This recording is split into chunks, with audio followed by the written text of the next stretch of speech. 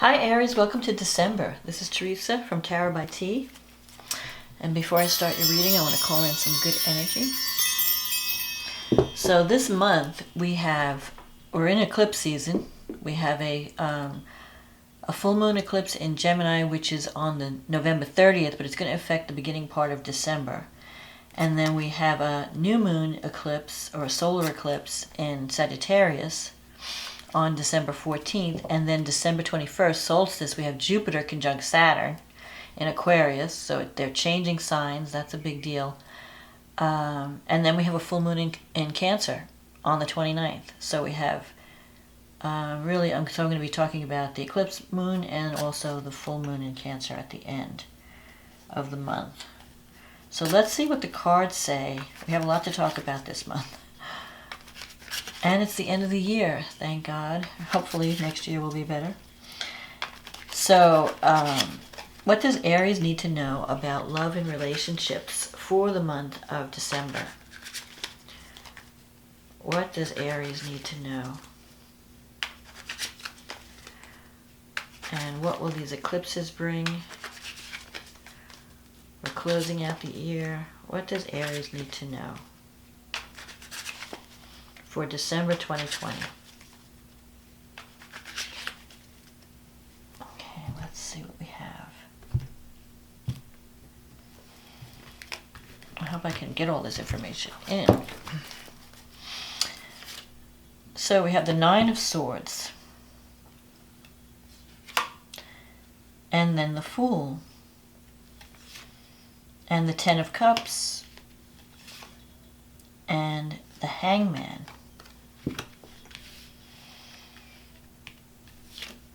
The Ten of Wands, the World, the Three of Pentacles, the Sun, the Moon, and the Five of Cups.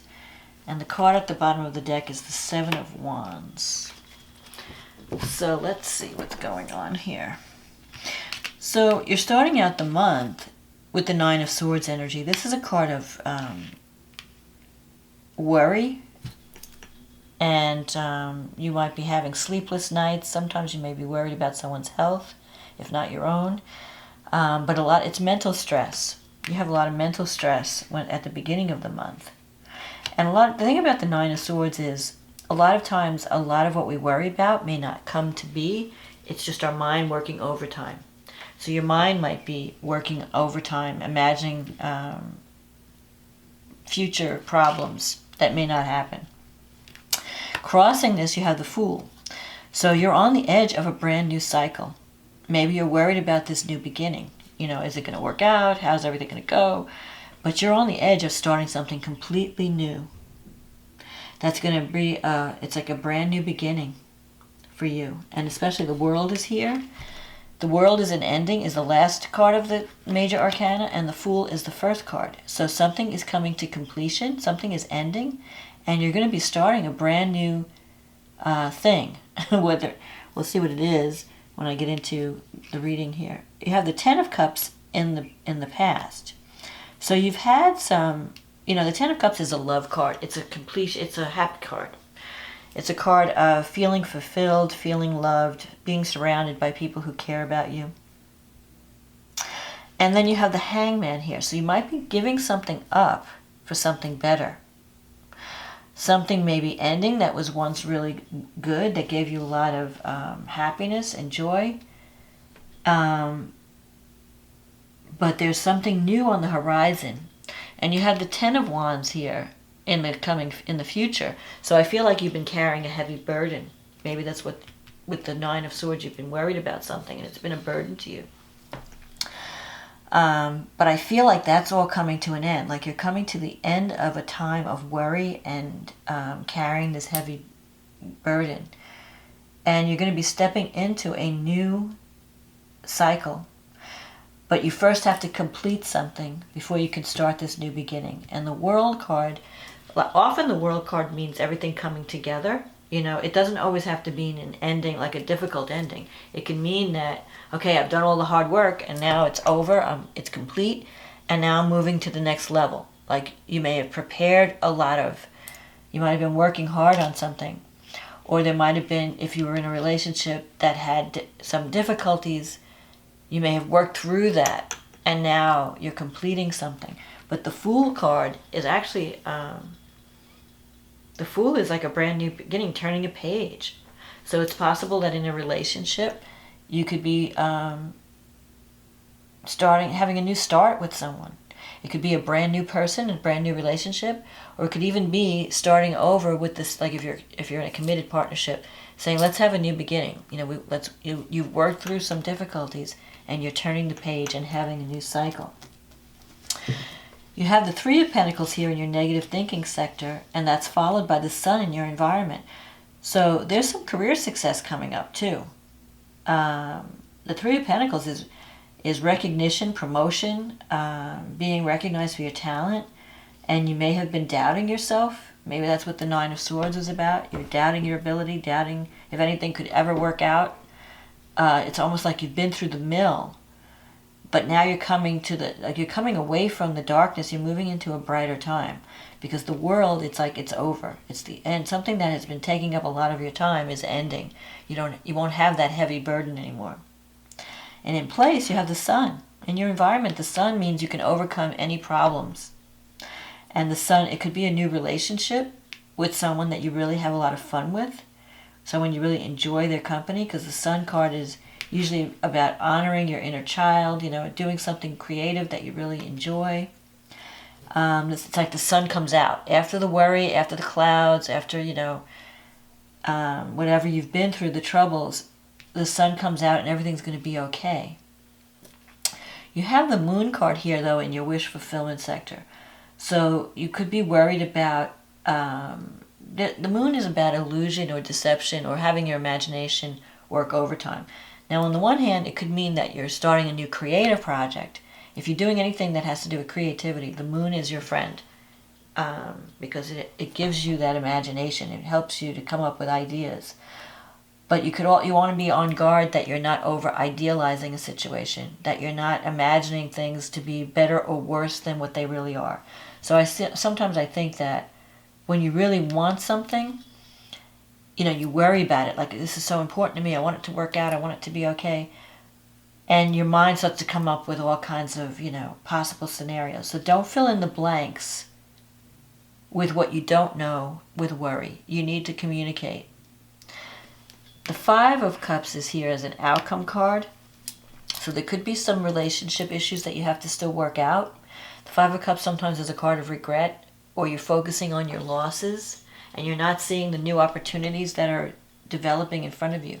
So if you've ended a relationship, you might feel a sense of regret or a sense of disappointment.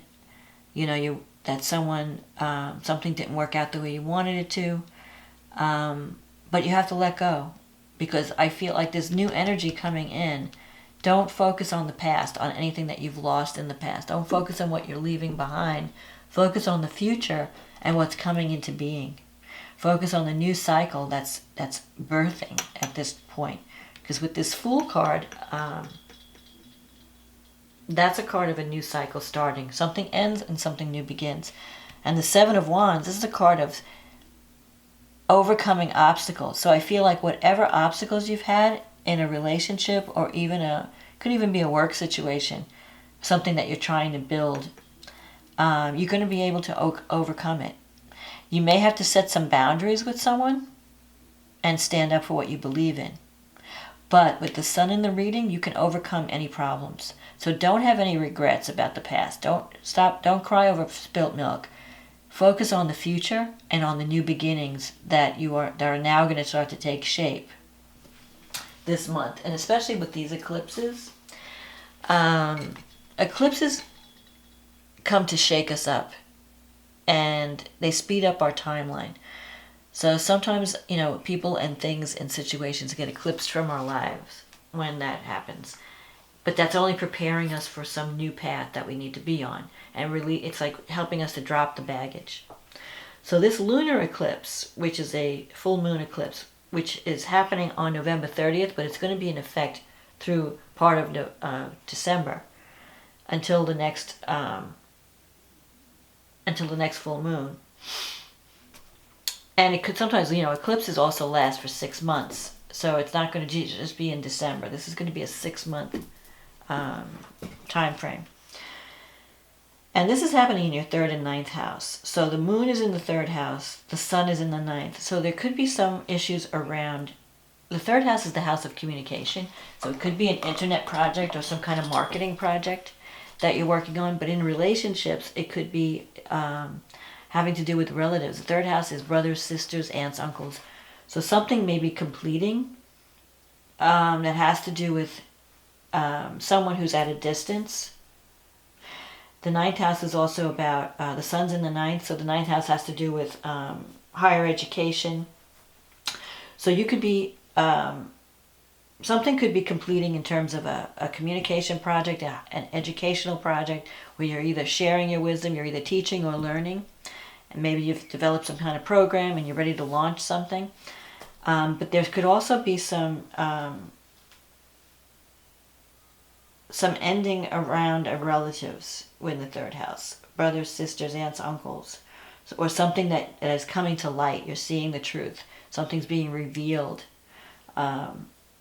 With the sun in the 9th house, your belief systems are being challenged. But you're ready to communicate with the moon in Gemini. Venus is in the 8th house, and it's opposing Uranus at this new moon. At this full moon, I'm sorry. And also Mercury is there. So you could hear some news. The 8th house has to do with financial support that you get from others, but it could also be inheritance. So it could be that you're receiving some type of an inheritance. There could be unexpected news around a female relative that comes up at this time that has to do with financial, some kind of money situation, because the 2nd house, Uranus is in the 2nd house.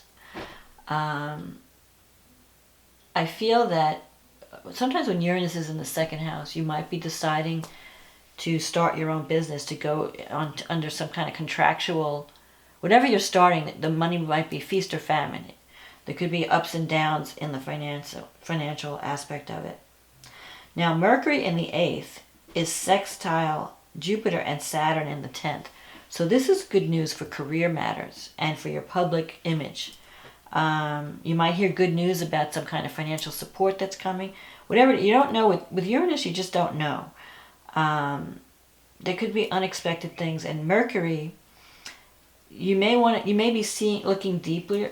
You may have to, like if you're signing a contract at this time, you may want to look deeper and read all the fine print and just do more research, because the 8th house, you have to uncover what's hidden. It's also a time, like the 8th house has to do with intimacy. And you may need to deal with your demons at this time, or deal with any blockages to intimacy. Mars is in the 1st house, and Mars is in your sign. So it's giving you energy. You have all this energy. You want to go, go, go. Mars is sextile the North Node in Gemini at this full moon. And it's trining the South Node. So it's almost like a karmic. There are going to be some karmic things happening that are going to put you on.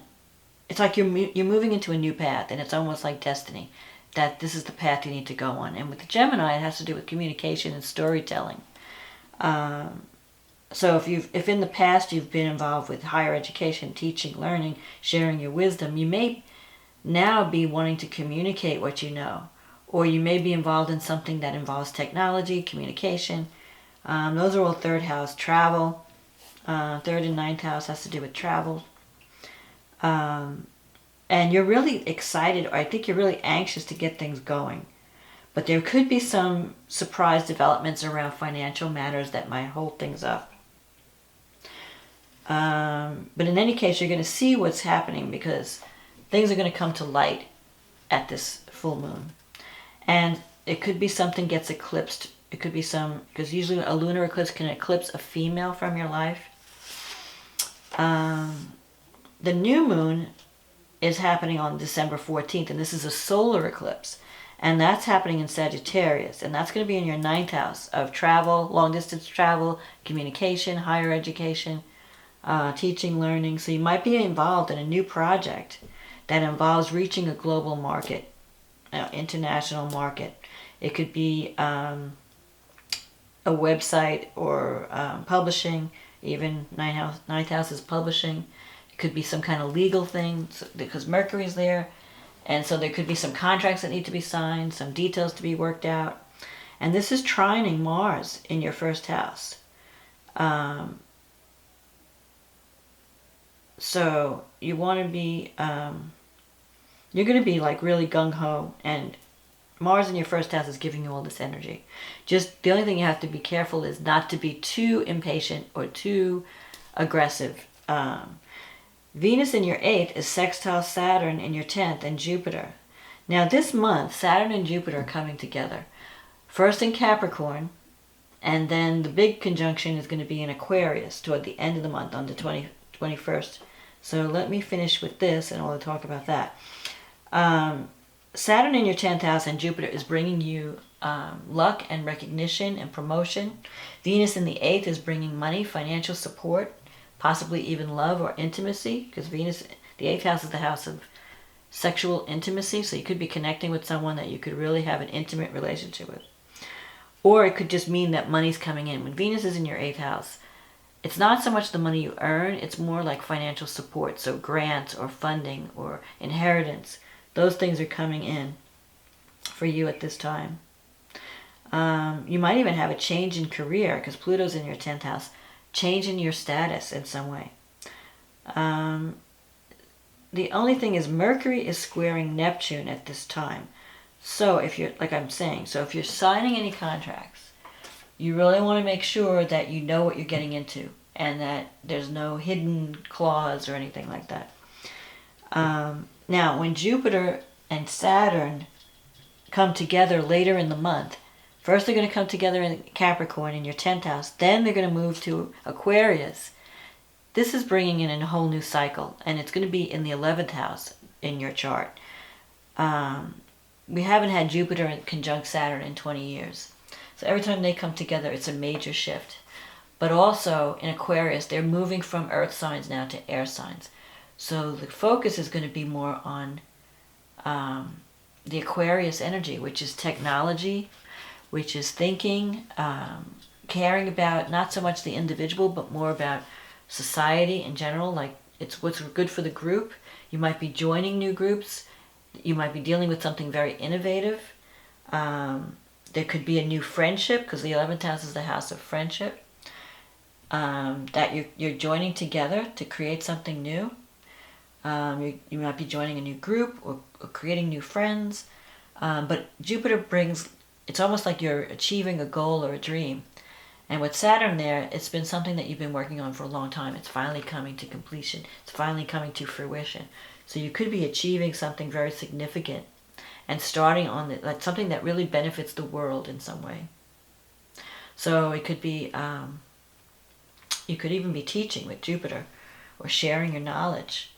Or you'll be dealing with people that are very outgoing, positive, hardworking. It's like you're wanting to build something. So that could be really exciting when Jupiter and Saturn come together in your 11th house. You could be achieving a goal or a dream that you've wanted to achieve for a long time. Then we have the full moon in Cancer. That's on December 29th. And Cancer energy, that has to do with home and family and self-nurturing. And that's happening in your 4th house. So something around the home may be coming to completion or fulfillment. Your son, so something with career, your career, you have to balance work and home at this full moon.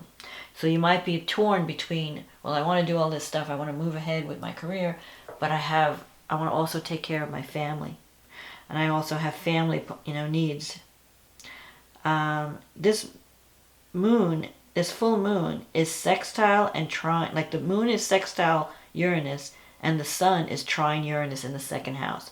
So there's something, and because it's angular, it's in your angular house, it's going to be an important full moon. So something is completing around home and family, career, everything's coming together at the end of the month. And it also involves unexpected developments around 2nd house issues, which is money, values. Maybe your values are changing. What was once important is no longer important. the second house also has to do with self-esteem. So you might be feeling more confident. It could go either way. With Uranus, but because it's a trine, the sun is trining Uranus, I feel that you're going to feel good about what you're completing. Whatever is completing is giving you a sense of pride and accomplishment and fulfillment. Venus is in the 9th house. So if you're connecting with someone on a romantic level, it could be someone very different than you. Someone from a different culture, someone with a different belief system. And Venus is conjunct the South Node in Sagittarius and opposite the North Node. So you may have to, you're going to be rethinking your belief system. Don't be too rigid. The North Node is where you need to put your energy, and that's about communicating, storytelling, being open to new ideas, being open to variety of beliefs. So there's going to be some shaking you up out of your old ruts and belief systems.